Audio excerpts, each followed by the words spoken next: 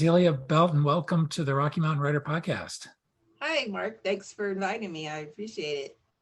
Absolutely. I was just, as we were chatting, getting ready, I was saying, you're having a good year. Yeah, it's kind of like all my years of writing and stuff is finally, coming to fruition.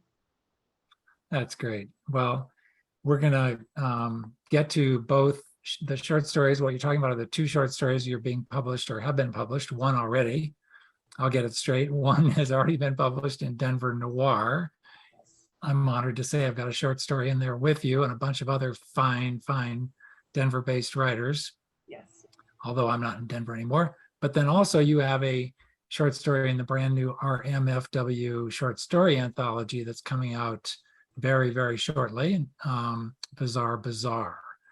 But before we get to that, why don't we just learn a little bit about you and your background? Can you just tell us a little bit about yourself, where you were raised, and when did writing and reading first dawn on you as something you wanted to do? I was born in California. I lived in different parts of there. However, I've been here in Denver probably over 30 years. So I like to say I'm honorary Coloradoan.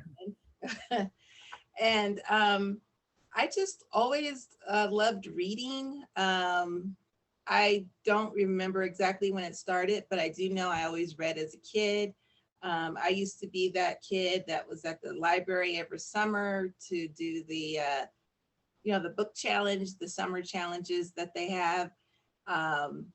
I was always doing that. And then also when in school, I remember when the teachers used to you remember how they used to give you spelling words and vocabulary words, and they used to tell you to write a sentence. I always wrote a story with my words. And so I do remember that. But other than that, I've just always loved writing stories and reading them. Yeah.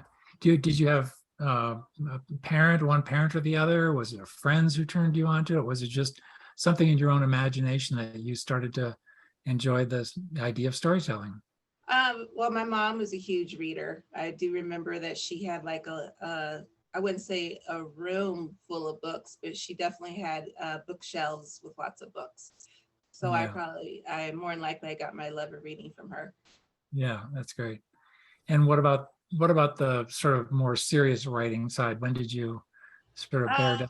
I've been writing on and off like almost all my life. I remember in high school, I even started a novel. I think I got a couple chapters into it, but I've always was scribbling on notebook papers and things like that. And I used to give them to my dad and stuff. And I remember one time, because I guess I always kind of wrote like crime stories, because I remember I wrote one and I think my dad was kind of concerned because it seemed a little dark. Yeah, I've always been writing, but I would say I kind of got serious about it, I think, when I discovered Writer's Digest. I knew I always wanted to be in things, but I think that's when it opened up like, wow, there's writers out there who can try to get into it. Um, I've been submitting and not submitting all my life. It's like I would do a little bit, then of course you get married and you have kids, and it kind of goes to the wayside. And then I would start submitting again, and I've gotten honorable mentions in contests and some personal rejections, but then life comes at you again, and then you kind of got to put it aside. And so I would say I would seriously started submitting and trying to get published once I became an empty nester. So it took me a long time. And were these projects or writing more short stories or full-length novels? They were always short stories. Okay. I think a lot of years back, I dabbled in screenplay because my story writing was kind of sparse at the time. And then I kind of grew up. I love movies to death. And of course, as I have in my bio, that I love those shows like Twilight Zone and Alfred Hitchcock Presents. And I also watched like Amazing Stories and Tales from the Crypt and The Dark Side and Outer Limits. I watched all of those shows, just devoured them. And so my storytell thinking has always been short. To me, trying to fill a full novel, it would just be fluff. I just think in those quick minutes, that just one moment of time in my characters' lives. Yeah, that's great. That's great. Absolutely. Fantastic. Well, tell us about, let's start with Denver Noir, since that's already out. Okay. Tell us about that story and what inspired it. That story was when Cynthia Swanson, who's the editor of Denver Noir, she asked me to be in this, and I was absolutely 100% excited about it, because it was always my ambition to be in the noir series.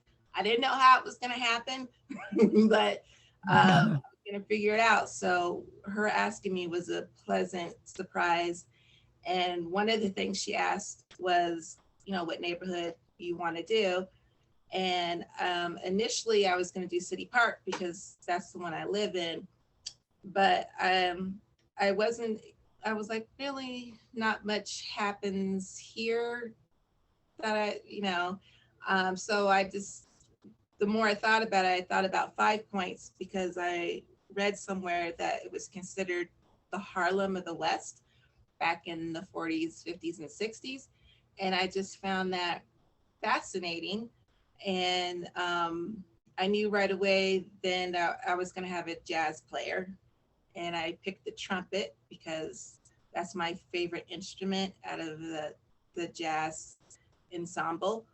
And with that one, I decided at the time when she asked me and everything, I was going through a little bit of hardship. My mom was in and out of the hospital, and I was dealing with that. So the idea of him having to take care of his mother, that kind of came to me, while trying to pursue your dream. So that's how that story came together. Yeah. And tell us the title of that story again. That story is called Dreaming of Ella. Yeah. And when I first thought it up, I didn't know who the lady singer was going to be. I knew it would be one of the greats, but I decided to pick Ella Fitzgerald because I was trying to find a song that one of the famous ladies sung to that had a major jazz component to it. And so I was clicking them all out. Her song with Louis Armstrong, Dream a Little, Dream of Me. That's when it kind of clicked for me, and that's how I got the title of the song too. How much research did you have to do for that? I did a lot. I got a lot of the books on 5 Points. I went to the Tattered Cupboard and got a couple of them, and some used bookstores. And I also watched the Rocky Mountain PBS special. They had a special on jazz a few years back, and that was really insightful and very interesting to watch. Yeah, that's great. Did you go back and forth with Cynthia on a few drafts? Did she have suggestions? She had one minor suggestion as far as Morgan's motivation and how quickly he needed to, he wanted to run off right away with the to play jazz, and I had to just strengthen that motivation a little bit because his mom was sick, and it wasn't like just take off, while your mom's sick. So I had to work on that a little bit, and I worked a little bit. She had suggestions on when the climatic scene came to kind of make him a little bit more sympathetic. I think he was sympathetic all along, but just to nail it in. She helped me with that. Yeah. That's great. Um, because I'm such a big believer in networks and the power of networks and having writer friends, do you remember, or do you know just offhand, how did you meet Cynthia? How did she know about you to invite you to be one of the writers? Well, that's an interesting story because I hadn't met her before she'd asked me. She had just joined Colorado chapter of Sisters in Crime, Ah, and I was the president at that time. I'm immediate past president right now, and she had joined the group. And one of the things that I always do is send a welcome to the chapter email. So I did that, and then I got an email from her asking for my personal email address. And then the first thing I thought of was like, uh-oh, I think I yeah, did something. What did I do? you yeah, know? And so she, I gave it to her, of course, and that's when she asked me if I'd like to have a story, and I was like, absolutely. And then later I did ask her, how did she know uh, to ask me, because I hadn't have a lot of stuff out at that time.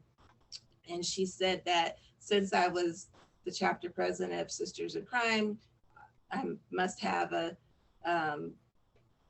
like writing crime and mystery stories. And then she'd also had read one of my short stories that I'd published on another site. It wasn't a mystery story, but she got a feel for my writing style and she liked it.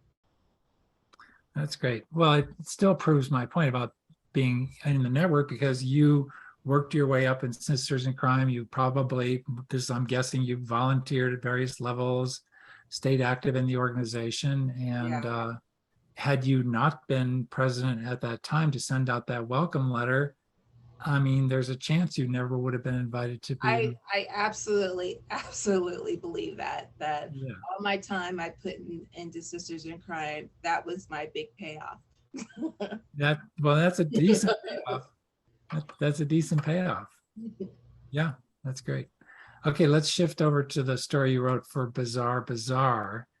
Did you, when RMFW posted the information about the anthology, what was it, probably, I don't know, 18 months or so ago? Yeah, Did you immediately think up a story or know you would submit? I knew I would submit because I always wanted a story in the RMFW anthology, and I missed it every year, and I always kicked myself over it. So but what happened this year, Amy had asked me if I wanted to judge because she knew I did short stories and stuff. And I said, I think I want to submit a story this time. And so that's kind of how that worked out. But yeah, Amy Dreyer, yes, Amy, the editor, one of the editors, yeah. right. She was looking for judges, and I was like, no, I I think I want to submit. I always wanted to be in the anthology, so if I want to have anything be a part of it, I would like to have a story in it rather than just being a judge. Yeah, great. And what did you come up with? Tell us about that story. Um, well, the theme of the anthology was called Renew, and it's basically taking a fresh take on old myths, fairy tales, legends, and things like that. And I actually had another story in mind that I wasn't able to quite put it together. So with this one, I decided to focus on, I wanted to kind of find a fairy tale that kind of had like a crime element because I still wanted my more genre in it. And I was trying to think, well, what kind of fairy tale has a crime? And so I thought of Red Riding Hood. And the twist that I decided to do on it was that instead of the wolf being the menace, I wanted Red to be the one that was going after the wolf in this sense. And he was just kind of like, why are you bothering me, girl? Kind of thing. Like he's not the bad guy in this story. Wow. Yeah. What's the setting? What's the setting? I did put it in 5 points, but instead of back in the 50s and 60s. This is more like 80s, mid to late 80s, just kind of a setting. But yeah, it's in 5 points again. Yeah. Because my ultimate goal is to write a bunch of short stories set in 5 points, Oh. and I like to do it through the different decades and put them Oh, all. that's a great idea. Yeah. It's a great idea. What's the title of the one in this collection? And this one is called Red Riding in the Hood. So. Very nice, very nice. That's clever. Did that come to you right away? Almost right away. Yeah. Yeah, I knew I wanted to do a play on the title. Yes. Yeah, that's great. And what did you think when the collection theme, the title changed from Renew to Bizarre Bazaar? Yeah, I was fine with it. It was like, that was the editor's decisions, and as long as my story still fit within their total vision and it could still be there, I was happy with it. Yeah. Did you get some feedback on that story from either Veronica or Amy and Yes, some rewrites? The normal like typos, grammar stuff, here and there, and they did want me to strengthen the ending a little bit. Yeah. So I did do. Have you seen the whole collection? No, not yet. So I won't be able to read it until I'm getting my copy on the 7th when we do the book launch party at Barnes and Noble. And then I'll be reading the stories that when I get home that night, start devouring them. That's great. Wow. So that'll be a big moment for you. Yeah, it's really exciting. My first getting out there in public and reading my story was with Denver Noir. I've done a few readings there and appearances. So I think I'm kind of warmed up and ready for Bizarre Bazaar. Yeah. Yeah. Back to Cynthia just for a second. I mean, she has just been a marketing machine. Yeah, that story got in a lot of publications and appearances. We've been all over Denver, and she's not done yet. I know. Really a model for how to just keep it rolling. It's, yeah. You think, okay, you're publishing. I think that book published back in April, if I'm not mistaken. It was May 3rd was our launch date. Okay, late April. Call that late April. Okay. And it's been rolling ever since. Like, yeah. And actually we're going through into 2023 because we won I would say an awesome opportunity to have Denver Noir presented at Stories on Stage. Yeah. Wow. So, fantastic. Yeah. What a deal. Wow. So that'll be a big deal at Barnes and Noble on the 7th. Yes. And while we're talking about it, do you know the time off the top of your head? It's going to be from 6:30 to 8, I believe. Okay. And it's the Barnes and Noble on Glendale, Okay. off of Colorado Boulevard. Right. And then, of course, that rolls right into Colorado Gold. Right. Yes, they're going to have, I believe, book signing and readings at the kickoff for the Colorado Gold. I'm not sure. And then they're also going to have a Bizarre Bazaar panel that's going to be hosted by Veronica and some of the other writers. Are you going to be on that panel? No, I'm not going to be on that one. Okay. I wish I was, but yeah, we got to give everybody a chance. Right. Yeah. So, I mean, looking back, this is the 2 very, very nice credits coming out of 2022 for you. Yes, I'm very happy about that. Yeah. So all I can do is hope that the credits keep on coming. Yeah. Is there anything overall that you think maybe you could take away from both experiences that are either in terms of thinking up ideas, which you probably have no shortage of ideas, or execution, and do you find yourself a little more motivated having been published in these 2 nice volumes? Yes, I would definitely say so.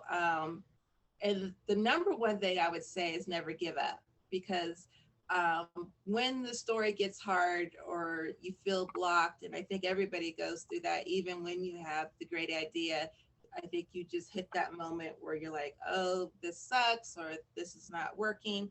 And I had that moment in both of them. But what kept me going and not giving up is that I knew, like with Denver Noir, it was a once in a lifetime opportunity.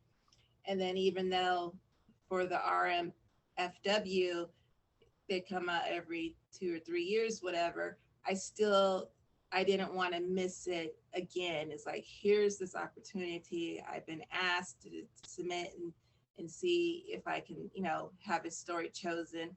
And I didn't want to miss either one of them. Yeah. So I pushed through to the end. So. Perseverance. Yes, you have to have perseverance in this business. Yeah. So what are you working on next, or do you have any submissions out right now? No, I don't have any submissions out right now, but there are a couple stories I have in the fire. You're going to leave it at that. That's fine. Yeah, I don't like to talk about my ideas before I write them because it kind of kills it for me. Yeah, absolutely. So how long have you been around Rocky Mountain Fiction Writers? This is my first year where I've been actively involved, but I've known about Rocky Mountain Fiction Writers for years. And I'm pretty sure I was a member years ago, and then it kind of dropped off, and I'm back again. Yeah. That whole business about life and yes, absolutely. You gotta have priorities at some point. And at some point, yes. Yeah. Are you now in a much more steady flow, being an empty nester, and really, do you have a regular schedule in terms of writing and producing?